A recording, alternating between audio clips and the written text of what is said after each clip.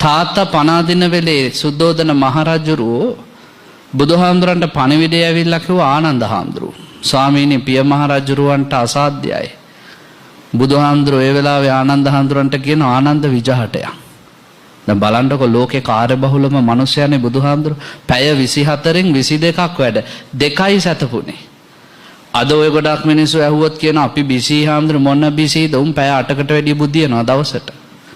එහෙම බිසි නෑ ලෝකේ කවුරුත් බුදුහාමුදුරුවෝ දවසේ පැය 22ක් වැඩ.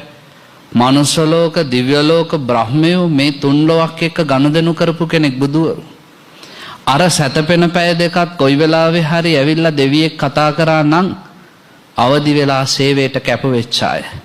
එක තප්පරයක්වත් නිකන් හිටියේ නැ ලෝකේ කාර්ය බහුලම මිනිසයා. හැබැයි ආනන්ද හාමුදුරුවෝ කිව්වහම සුද්ධෝදන රජුරවන්ට අමාරුයි කියලා බුදුහාමුදුරුවෝ කියන ආනන්ද විජහටයන්. ඇයි?